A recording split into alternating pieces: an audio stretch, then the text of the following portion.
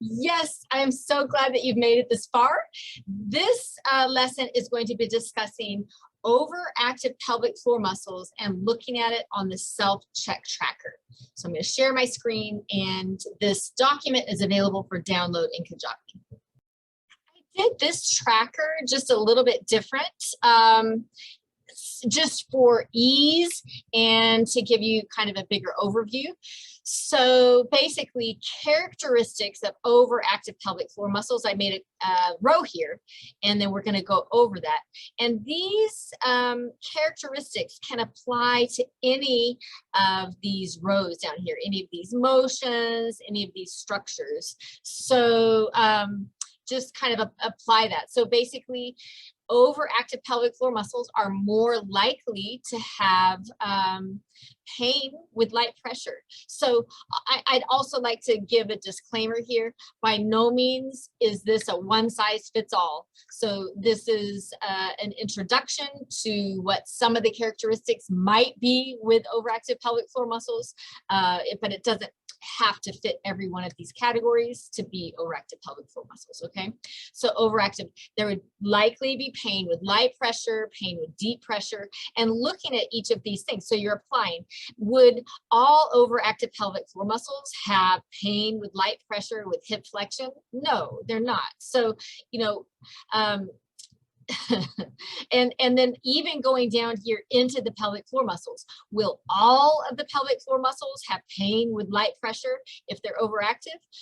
It's unlikely that every single pelvic floor muscle is going to be overactive simultaneously. It's not impossible, but you know, you have so many different muscles that do different things and that attach in different areas. And so it's unlikely that every muscle is going to have the same characteristics and present the same. So that's the importance of identifying each of these columns with each of these rows. But if you're seeing a lot of yeses in this column and you know, a lot of you look at this row, if you see a lot of these answers, you know, that's going to indicate more, you're going to be leaning more towards overactive pelvic floor muscles. Pain with deep pressure. And especially when we're looking at this in the pelvic floor. So we're also looking at it with the hip, because the hip and the glutes are so connected there with the pelvic floor muscles. But, you know, the symptoms actually occurring in the pelvic floor muscles is a cardinal sign of issues, okay? Scar tissue.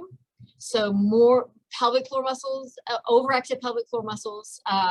If you have scar tissue, I'd say you're more likely to have overactive pelvic floor muscles. Does that mean that everyone that has scar tissue in their hip or their pelvic floor, that had a perineal tear, or that had a fissure, or that had hemorrhoids and has any scarring, does that mean every person that has scarring is going to have overactive pelvic floor muscles? Of course not.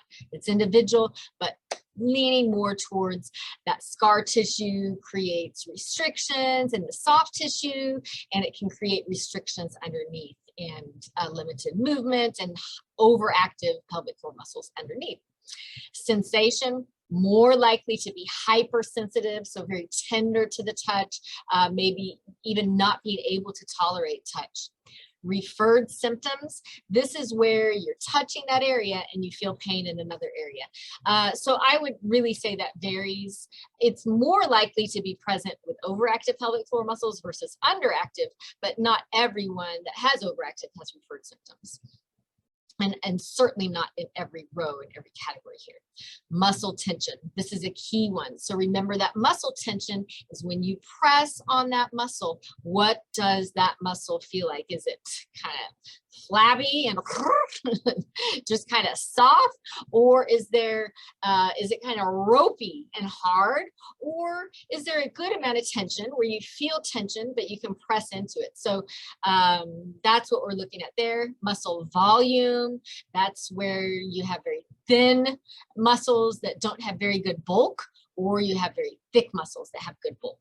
And thick muscles that have good bulk, that are healthy and coordinated and can lengthen, that's the ideal scenario, and that do the right thing at the right time. Squeeze pressure. This is surprising to a lot of people. So a lot of people think that overactive pelvic floor muscles are strong, and that when you squeeze them, you get a good strong squeeze pressure. That's not the case.